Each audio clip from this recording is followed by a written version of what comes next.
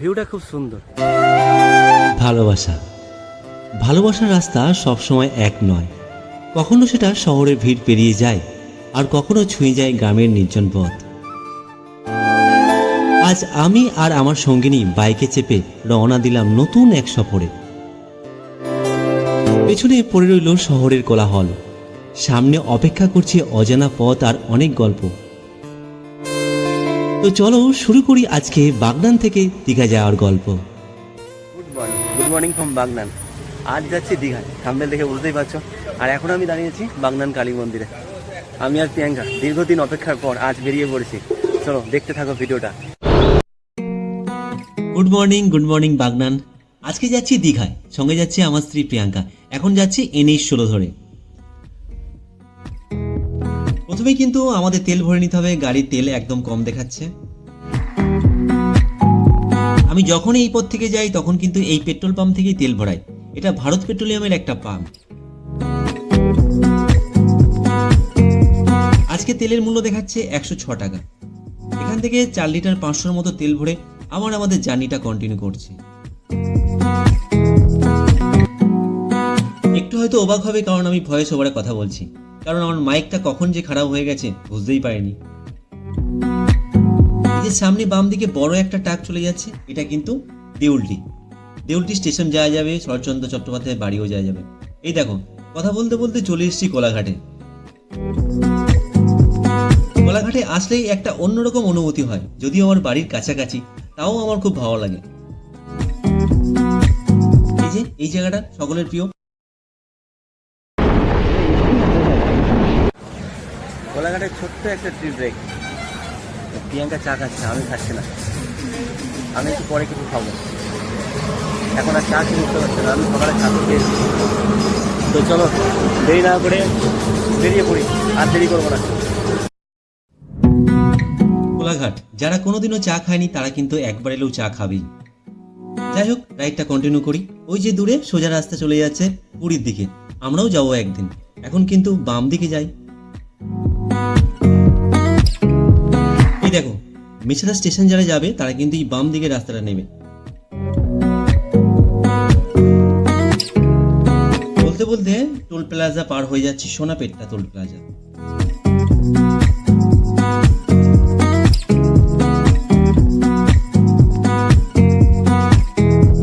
হঠাৎ করে প্রোগ্রাম করলে এরকমই হয়, কোনো কিছু প্ল্যান না করেই বেরিয়ে পড়া।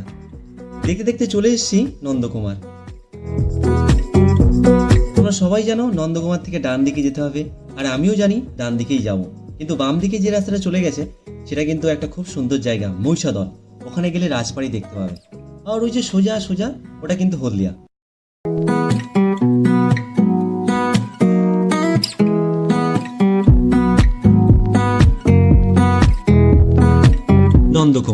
নন্দকুমার পার করতেই এখানে দিকচক্র বদলে গেল। NH 116B, এই রাস্তাটা নিজের গল্প নিজেই বলে। এখানে বাতাসে আছে গ্রামের গন্ধ, মাটির টান, আর মাঝে মাঝে দুই পাশে চায়ের দোকান। চায়ের গন্ধে মিলেমিশে আছে চোখের ক্লান্তি আর আনন্দ। এই দেখো, কথা বলতে বলতে চলে এসেছি মাতঙ্গিনী সেতু, নিচ দিয়ে বয়ে চলেছে হলদি নদী। আর এই জায়গাটা থেকে আসলে মনে হয় যেন একটা দীঘা দীঘা ভাব।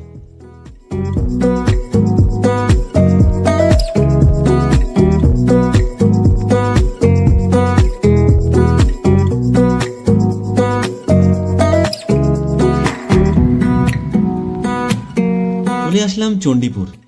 এখানে আমরা পুজোর সময় এসেছিলাম। আমার এক কলিগের বাড়ি এই বাম দিকে, যেটা হচ্ছে নন্দীগ্রামে। আমরা ওখান থেকে এখানে এসেছিলাম ঠাকুর দেখতে। খুব সুন্দর সুন্দর প্যান্ডেল হয় এখানে। তোমরা যদি পুজোর সময় কোনোদিন এই রাস্তায় যাও, কিন্তু অবশ্যই এই প্যান্ডেলগুলো দেখো। আর এই দেখো, এখানে একটা টোল। এই টোলটার নাম জানি না, এটা অনেক দিন থেকেই হয়েছে, এখনো পর্যন্ত কমপ্লিট হয়নি। তোমরা যারা শহরে থাকো অথবা আমার মতো কলকারখানার শহরে থাকো, তারা একবার রাস্তার দুদিক তাকিয়ে দেখো। চোখ যেন বলছে এক অন্যরকম শান্তি।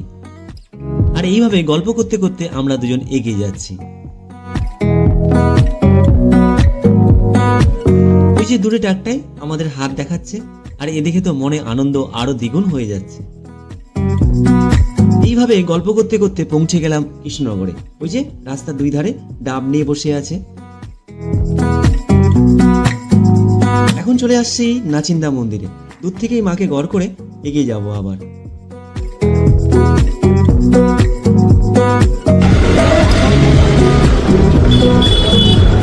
দীঘা ডান দিকে কাঁথি শহর।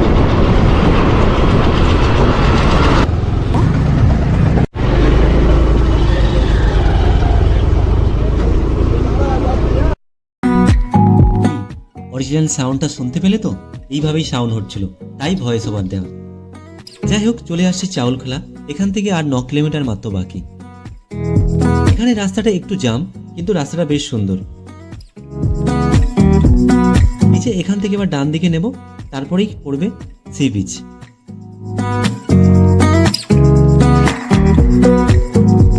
কথা বলতে বলতে কখন যে চলে এসেছি মন্দারমণি বুঝতেই পারিনি। এবার আমরা এখানে আমাদের বাইকটা পার করে আমরা মন্দারমণির সি বিচের দিকে যাব। সকাল 6টার সময় বেরিয়ে 130 কিলোমিটার অতিক্রম করে চলে আসছে মন্দারমণিতে। এই দেখো ভিউটা। এরপর আমরা আবার যাব দীঘায়। তারপরে ভিডিওটা দেখতে থাকো, কোথায় কোথায় যাচ্ছি আমি সব কিছুই দেখাবো। চলো জলে নামবো তো, চলো। জলে নামবে বলছে ড্রেস আনলে ভালো হতো, জলে নামতাম। এই দেখো কত সুন্দর, আজকে রবিবার তাও দেখো শান্ত বিচ, ঢেউটাও ভালো আছে। একটু নেমে দেখি চলো। কি গো, কি ঘুরাচ্ছ? ঝিনুক ভালো লাগছে এখানে এসে? হ্যাঁ ভালো ভালো লাগছে। ও দীঘা ওর আবার এখানে ভালো লাগে না, কারণ হচ্ছে এই জায়গাটা ফাঁকা। আমার বেশ এই ফাঁকাটাই ভালো লাগে। ও হচ্ছে একটু জমজমাট হবে, অনেক লোকজন থাকবে। যাবো সেখানে, বুঝলে, সেখানে যাব, একটু পরেই যাব আমরা। এখান থেকে ঘুরে মেরিন ড্রাইভ হয়ে সেখানে যাব। আর এই জায়গাটা আমার না ভীষণ ভীষণ ভালো লাগছে, খুব ভালো লাগছে এই জায়গাটা। তবে আজকে আমি সময় নিয়ে আসি, আমার মাত্র সময় নিয়ে আসিনি, আমার মাত্র একটা দিনের সময় নিয়ে এসেছি। আর এই একটা দিনে যতটা পারি ঘুরবো, ঘুরে বাড়ি ফিরবো। আজকে রাত্রেই বাড়ি ফিরবো। আর তোমরা দেখো মন্দারমণি, দেখো এই জায়গাটা দেখো, ওপরটা একটা restaurant, Maiti hotel and restaurant. এটা কি? ও ঝিনুকের খোলা, ঝিনুকের খোলা মেয়ের জন্য নিয়ে যাবে এখান থেকে। সে কি নিয়ে যেতে বলেছে? মানুষ কি নিয়ে যেতে বলেছে? তার হচ্ছে অ্যাকচুয়ালি ভীষণ রেগে আছে, কারণ তাকে ছেড়েই আমরা এসেছি। আমরা তো বাইকে এসেছি, তাকে তো আনা যাবে না। তার জন্যে, তার মন ভালো করার জন্য কিছু একটা নিয়ে যেতে হবে। চলো দীঘায় থেকে নেব, এখান থেকে না। এখন থাকবে এখনো না চলে যাবে এখান থেকে? আর একটু থাকবে? আচ্ছা চল। আমাদের মন্দারমণি ঘোরা শেষ। এবার যাব তাজপুর, তারপর শঙ্করপুর, তারপরে দীঘা। এইভাবে প্ল্যান করেছি একটু একটু করে, কারণ সময়টা তো কম। সন্ধ্যা হয়ে গেলে বাড়ি ফিরবো। আর এই মন্দিরটা দেখতে পাচ্ছ, আমি উঠিনি, জুতো খুলতে হবে বলে। প্রিয়াঙ্কা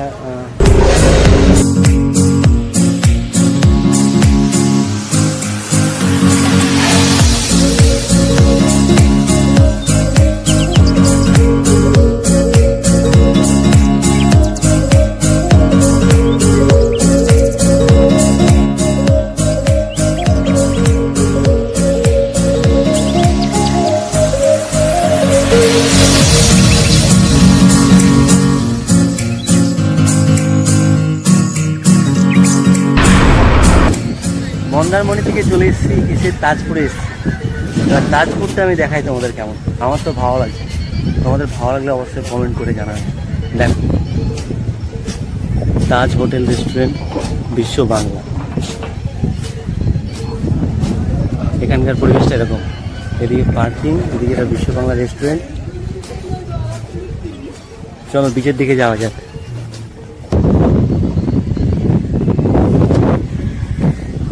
শুধু বালি আর বালি, শুধু বালি। জল এখন, জল অনেকটা দূরে, অনেকটা হাঁটতে হবে। এই দেখো কত দূরে জল। হাঁটবে হাঁটবে একটা মানে কেউ নেই, সমুদ্র ফাঁকা, চারিদিকে ফাঁকা। কি গো, ভালো লাগছে তো? চলো এইভাবে এইভাবে এরকমভাবে দেখবো, ঘুরে ঘুরে ঘুরে ঘুরে দীঘা পৌঁছাবো, তারপর শেষে মন্দিরে অবশ্যই যাব। চলো হেঁটে যাওয়া যাক, কোথায় জল আছে দেখি। ওই দূরে, অনেক দূরে।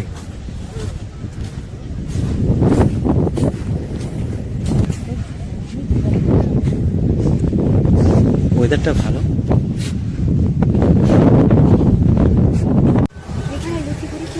তাজপুর ঘোরা কমপ্লিট। আমাদের ঘোড়াটা দেখতে পাচ্ছ তো কিরকম হচ্ছে। এবার কোথায় যাবে? এবার দীঘা চলে যাবে, আর শঙ্করপুর যাবে না? এইরকমই হবে। তো চলো দেখা যাক, হয় দীঘা যায় নাহলে শঙ্করপুর যায়। আগে বলছি কোথায় যায়।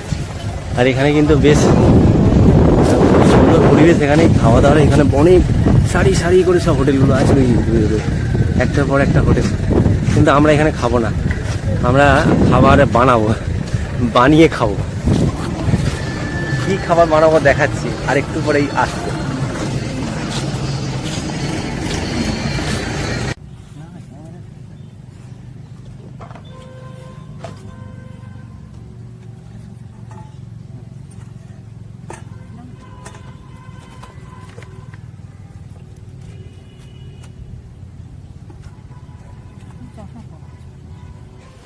আমরা এখন এসেছি তাজপুরের একটা বিচের ধারে। এখানে আমরা কিছু খাবার নিয়েছিলাম, বানিয়ে খাবো আর কি।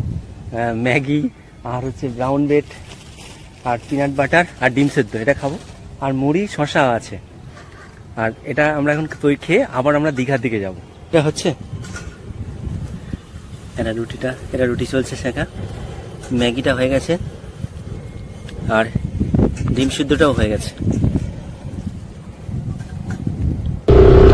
রাধা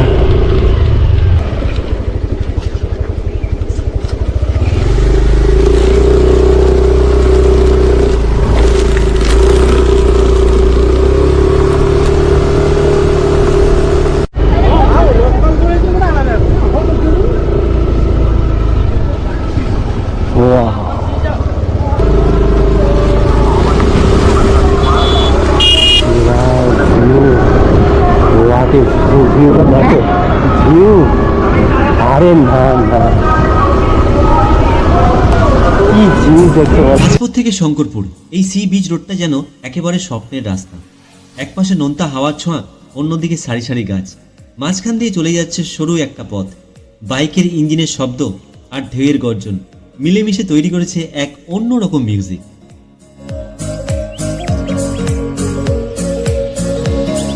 প্রতিটা বাঁকে, প্রতিটা বাতাসে একটা শান্তির ছোঁয়া আছে।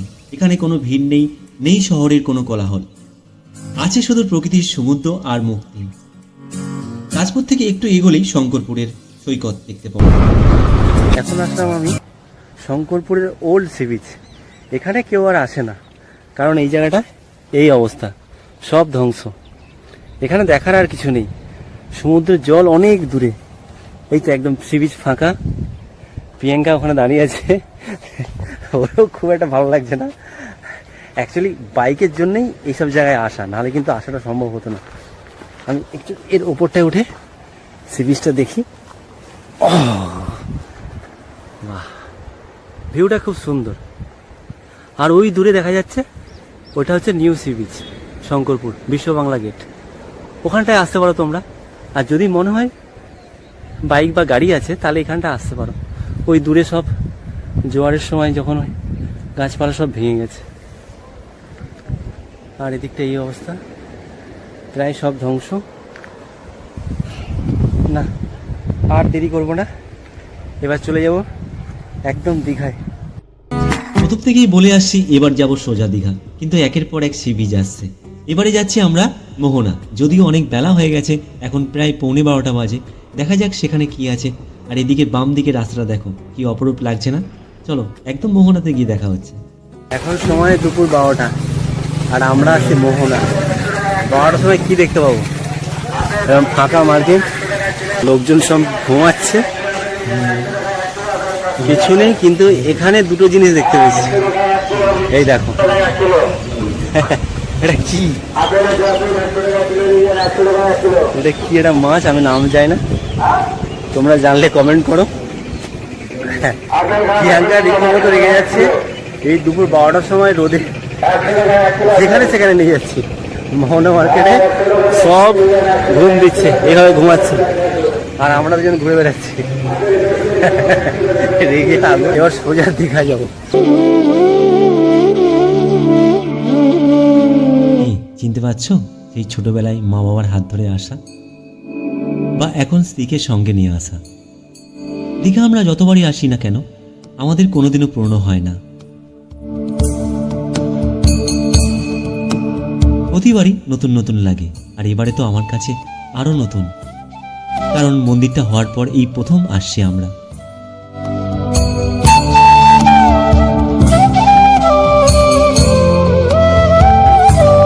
কেমন লাগছে ক্যামেরার মধ্যে? এখানে আসতে মনের মধ্যে যেন অন্যরকম একটা শান্তি আসছে, যেটা দীঘায় আর কোনোদিনও পাইনি।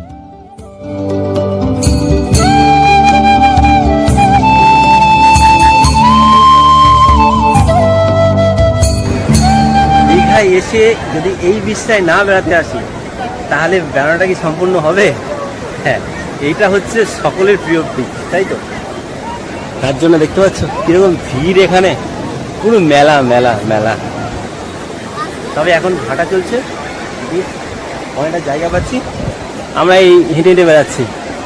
আমরা ওই যে ঢেউ সাগরের দিকে হাঁটছি, আর আমাদের বেড়ানো প্রায় শেষের দিকে চলে এসছে। এরপরে যাব জগন্নাথ মন্দির, তারপরে বাড়ি। তো চলো ভিডিওটা কন্টিনিউ করতে থাকো, জগন্নাথ মন্দিরটা দেখাবো তোমাদের, দেখতে থাকো।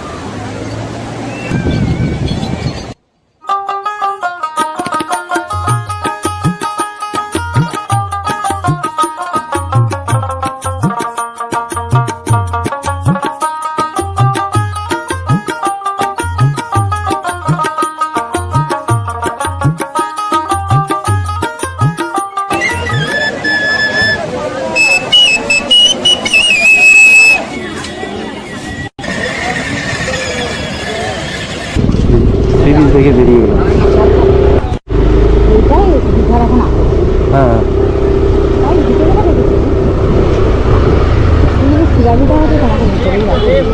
হ্যাঁ, আমি যদি শিবাজি হতাম আমি ভেতরেই থাকতে।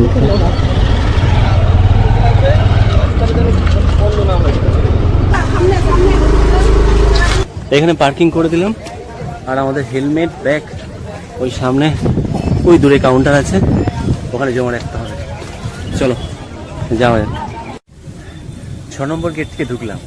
ঢোকার পরে সিকিউরিটি বেশ ভালোভাবে চেক হলো, পান গুটখা তিরাঙ্গা এসব জিজ্ঞাসা করলো আছে কিনা, ক্যামেরা আছে কিনা, মোবাইলটা অ্যালাও আছে।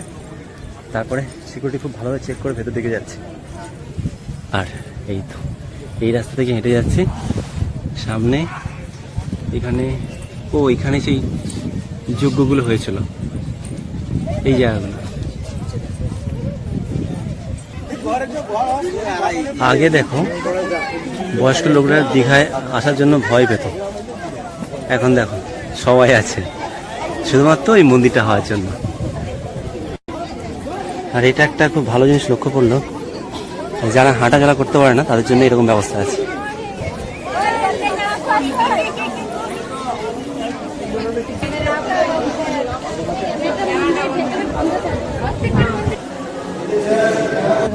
ক্যামেরা সব জায়গায়,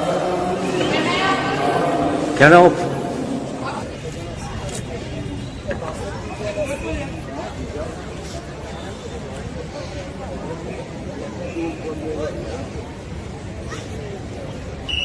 কি ভিডিও বানাবো বুঝতে পারছি না, ভেতরে ঢুকলেই ক্যামেরা বন্ধ, ক্যামেরা বন্ধ, কোনোভাবে ভিডিওই করতে পারছি না, ভেতরের কিছু দেখাতে পারবো না। এই বাইরেটা দেখো। দীঘার সমুদ্রের ঢেউ পেরিয়ে একটু ভেতরে ঢুকলেই চোখে পড়বে শান্ত মনোমুগ্ধকর জগন্নাথ মন্দির। নতুন দীঘার এই মন্দিরটা যেন ভক্তি আর শান্তির এক অদ্ভুত মেলবন্ধন।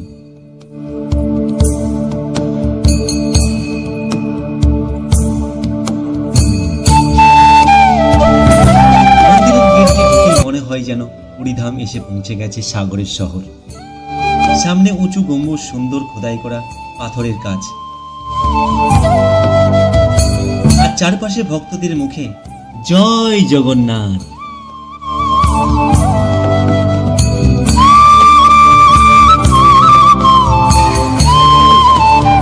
তবে এতটুকুই থাক, আর এনার্জি নেই। এবার বাড়ি ফেরার পালা। আর যদি একটু ভালো লাগে দেখে তাহলে একটা সাবস্ক্রাইব আর একটা লাইক। সাবস্ক্রাইবটা করে দিও আর বেল আইকনটা প্রেস করে দিও। চলো আবার নতুন কিছু নিয়ে আসছি খুব তাড়াতাড়ি।